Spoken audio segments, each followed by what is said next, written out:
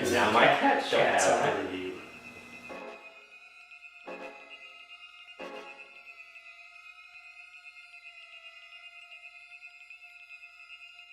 Hello and welcome to Wages of Cine's 31 Days of Horror 2016. I am Eric Miller, joined once again. I am Eric Poe. Thank you for having me back again. Eric on Eric. Eric and Eric. And today we are reviewing Friday the 13th, the original Friday the 13th. Yes, as part of my quest this year, I'm doing the originals from series movies. So you'll see Nightmare on Elm Street, you'll see Halloween, First Splinters. Alien. Yeah, Alien, yes, you'll see that. Saw. Yes, so Friday the 13th. 1980, by the way. That's Yes, when sir. this came out, the original. Friday the 13th. You may only see it once, but that will be enough. Friday the 13th. Rated R. Now playing at Man Westwood, Man's Hollywood, and a theater near you. I did some little bit of research. I read this movie was basically spawned to try and capitalize on the success of Halloween. Yes. Because Halloween was so badass. Did you know that a young boy drowned the year before those two others were killed? The counselors weren't paying any attention. They were making love while that young boy drowned. His name was Jason.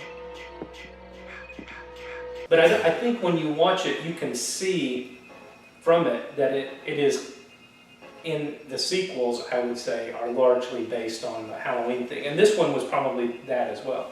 But I think this one was a little more in the style of a giallo instead of like the series that it became later on. But I'll talk about that later.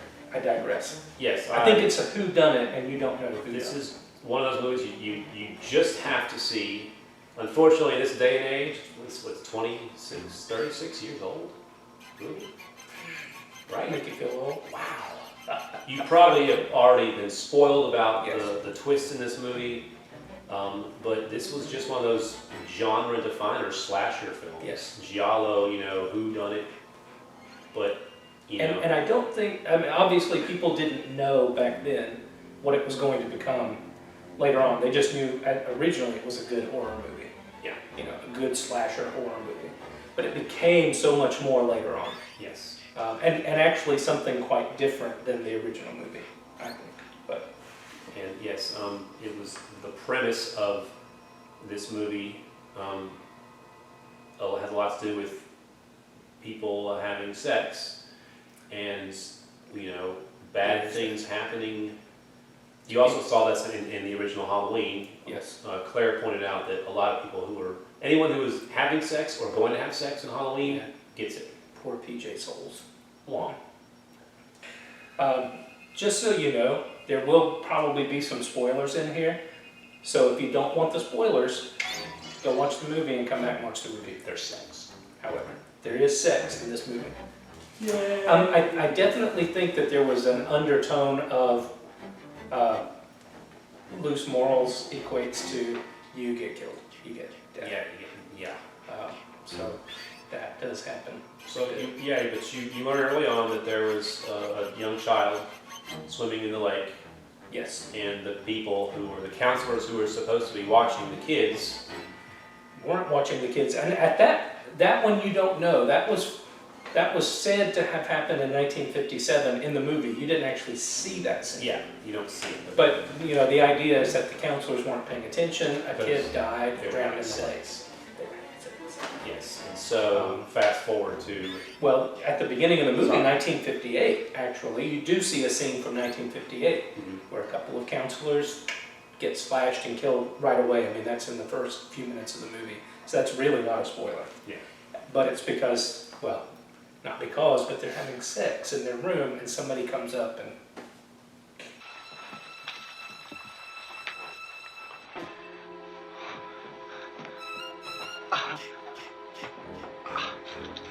We weren't doing anything. We were just messing around. Exactly. it may have originated that sound actually. Maybe. Okay. I don't really remember. But anyway. No. A few of the people who were in it, Betsy Palmer, who was a fantastic actress, was in it. Adrienne King plays a very important part. Alice, we'll be talking about a little bit. And one of your favorites, A very early Kevin Bacon Kevin Bacon. as a counselor. 6 Degrees of Kevin Bacon. So, all right, so we talked about 57 and 58, and then after that scene from 58, it jumps right into the present, which was 1980, so that's really, not the present now, McFly! More time has passed since 1980 than had passed since the 1957 incident before, Yeah. So, yeah, I mean, we're way past that now. So you got a lot of good late 70s, early 80s looks in there. Oh, you do. A lot of feathered hair, a tell lot of us some of those cut-off looks. jeans. What's your favorite outfit from this movie? Oh, well, You almost dressed up as this. I almost dressed up in this, I'm and then I glad you thought did it would not. be unfortunate. That would be a horror in and of itself. That would be 32 Days of Horror right there. Whoa. So when you first meet the guy who's revamping Camp Crystal Lake, that's an important thing to remember, Camp Crystal Lake.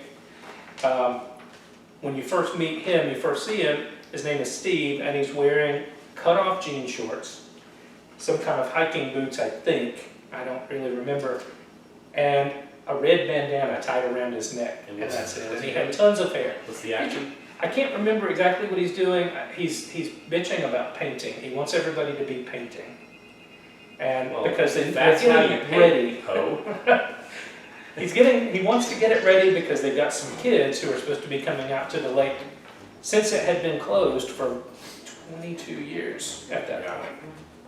So, 22 years is a long time. This is the actual inaugural opening of Camp Crystal Lake Yes. after this accident. Yes, after the murders, not the Yes. accident, it was the murders the Accident, following murders, year. When they 22 closed, years. yeah. Let's reopen wearing a bandana and jean shorts. Yes. Jorts is what they're called. Yeah, that's about it. That's all he was wearing, pretty much. Yum. So yes, there's typical, there's kids there, there's counselors there, shenanigans ensue. There is, fairly early on, you meet one of the people who's supposed to be working at Camp Crystal Lake. She doesn't quite make it to Camp Crystal Lake. She's not one of the counselors that you see that you kind of get to know. She's Yeah. somebody that right away. But the best thing about that is you get a few red herrings around. Yeah. You don't know who it is that's going to be targeting these people. So There's lots of interesting deaths in this There are. film. I noticed, which, it's for the first few movies in a series, you have that's cool, and then eventually you get to where you're getting people in a sleeping get bag over and the hanging top. against a tree. oh, I love that part. Okay, it's good. But yeah, Are you talking? Which one are you talking about? Because I like the one in Jason X. oh yeah, that's the dream. That's the hallucin or the I VR. love Jason X. That's the They can- future one. Anyway. Shh. Spoiler. Yeah, one of the things I always, again, if this being the first in a series of many movies, is this is when the killer is, I'm going to air quote this, human, before the killer becomes some kind of, being of, Indestructible being. I'm going to get, just indestructible. I mean, but that's, again, one of those things that we were talking about in our Freddy Krueger review. This movie, this series, created such an icon in Jason. I mean, again, even people who don't know who, like you were saying, never have seen Friday the 13th, never have seen any of these movies, you still know who Jason is. Yeah. And you have to, keep in mind, if you go into this thinking that you're going to see what you think of as Jason Voorhees or Friday the 13th, you're not, because there's no mask. The ski mask that's really iconic didn't come along until I think movie 3. So that wasn't even a thing. And you just don't, it's definitely a different feel from this movie to the next movie. So to this next series of movies. Yeah, first 2 or 3 I think are pretty darn good, and then they start getting, pardon the pun, they get campy. Campy, a little bit. They get crystal campy. Oh, yes.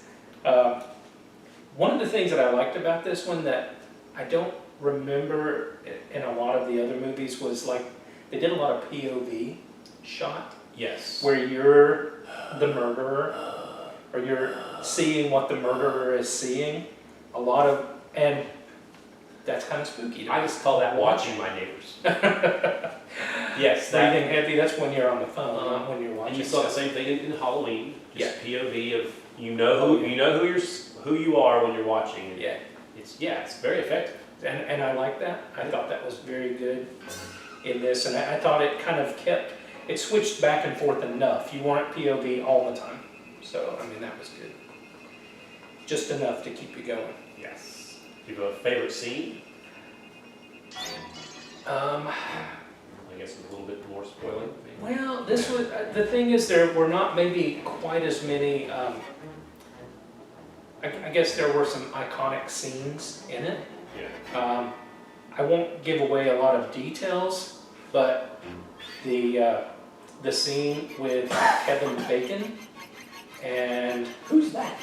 yeah, I don't know. Back then, I had no idea. But Kevin Bacon and the girl that he's hooks up with, there's a whole scene where they're in one of the beds. They're in a lower bunk. There's an upper bunk, and I'm not going to go into details, but that's really my favorite scene. Hot sizzling bacon, huh? Well, at one point, something drops onto his forehead that's maybe blood, and that's all I'm going to say. It could be cake. That's all I'm going to say. That was a good scene, and I really liked that. And it was shot well too, as far as lighting. Like, it was low light. There was a lot of low light in the whole film. It was really kind of a dark film, but you had enough light to see him. There's like a candle over there, and it was a very effective scene. I think that was probably my favorite. What about you? You got a favorite scene in this film? But most memorable of this was, I guess, the last minute or two of the film. Well, I'm not going to spoil it, but when you just... So the last minute or two before the one character's in the hospital? Yes. Like that? Yes, when you see things, and then you're like, oh my! And when I saw this, I was a young Eric, and I was like, that freaked me out. It honestly, it freaks me out still to this day. Yeah, I mean, it's a very scary scene. And even though I know what happens, it still scares me that when it happens. And it's like, that's a good movie right there. It is. A good horror. And to this day, as many times as I've seen this film in the last 36 years. You are young. I know. But as many times as I've seen that film, I still don't know if that's a real scene or if it's a dream scene. I don't know. Maybe Freddy Krueger knows. Maybe. Let's call him. Maybe. We can always ask Freddy. We can. So that's up there. Let's see. I got a nugget I'll throw in real quick. Oh, go ahead. Let's see, this movie has spawned 9 sequels. 9 sequels. That One includes the crossover. No, I'm getting there. Shut up. 9 sequels, 1 remake, and the remake, from what I read, took basically the first 4 movies of the original and kind of rolled them all up in one, which is effective because I like the remake. I mean, it wasn't perfect, but it was good. I've seen it and I don't remember a lot about it. Like it, kind of blends with a lot of other horror movies. I remember. It's got Jared Padalecki. Does it? Yeah. Okay. Yes. Is he the pot smoker? One crossover with Freddy Krueger. And they do some shenanigans. It's got a TV series. I did watch the Friday the 13th TV series, which had very little to do with the movie. It was a good series. It's got a couple video games. Actually, it's got, I think, a new video game coming out. Kind of a massive multiplayer, Nice. where like one person is Jason and the others have You get to to be a not die. counselor? You get to be Jason. In any game where you can play as Jason Voorhees, It's Yes. a good day. That's yes, a good day. I had to say it was a good day. Yes. I mean, all the way back, this was such an iconic thing, even when I was in college. What time ago? I was in college in like 1987. It's old! But a friend of mine, a guy I met when I first got there, was obsessed with Jason Voorhees. And I remember one night when we're all sitting around, kind of just hanging out, he's like, oh, I saw this lake that looks just like Camp Crystal Lake. And so we drove like an hour up into the mountains to find this lake, and we sat around this scary, creepy Was lake. there a banjo involved? There was not a banjo. That's another horror movie altogether. But it doesn't have any sequels, so you can't do that one. So, Dang it. I was going to say, I was listening to the score, when I was rewatching it, and a lot of the score, especially when there's a character kind of barricading herself in a cabin, I'll give away that spoiler, it's a her, and the final fight scenes, very reminiscent of Psycho, Alfred Hitchcock's Psycho. I was listening to it, like I heard it, and I was like, sounds very familiar. Very much like Psycho. Who is this Hitchcock fellow? Somebody you need to get in touch with. You should have reviewed Psycho. It's got a series of films, sequels. Maybe next year. Maybe. So, before we get to our scale, I was going to say that this film, of course, they didn't know about the franchise at the time that they were doing it. This was just a standalone film. Yes. I love this as a standalone horror Exactly. film. Yes. Not to say I don't like the franchise also, but for different reasons. This film is a fantastic standalone movie. They could have stopped after this one. They and could have. done one and done, but of course it was such a moneymaker. Of course. So, that was, You ready to rate this bad boy? yeah. Our Wages of Skin. Wow. All that camp counselors talk. Well, Sorry. there was a little bit of nudity in this film. I'm just going to throw that. No kids. Little skin. Wages of Sin. We usually have a poop scale for bad movies, 1 to 5 poops. But for good bad movies, or for good movies, we usually rate based something on from the movie. Yes. So, would you like to go first? By all means. Because like you said, this is just one, and you could watch this movie and you could love it. I will give this movie 5 bacon strips. Because of Kevin Bacon. Stop it. I will also give this a 5. As a standalone film, I would give this film a rating of 5. Cut off jean shorts. Whoa. 5 cut off jean On shorts. a man or a woman? Be How about specific. just the shorts? They look better on a woman, but They were on a that's man. my opinion. All right, and thanks for not dressing up like that. Next time. There's always next year. And that's it for our... When we review Freddy vs. Jason, We can do that. Friday 13th, 1980. 1980. Go watch it and just sit back with popcorn and maybe a beer and just love it. Grab your guitar, sing some Kumbaya songs. Did you bring your guitar? It's in my band. I didn't bring it in. Good, because if you brought it in, I might have to. Michael rowed the boat ashore. Hallelujah.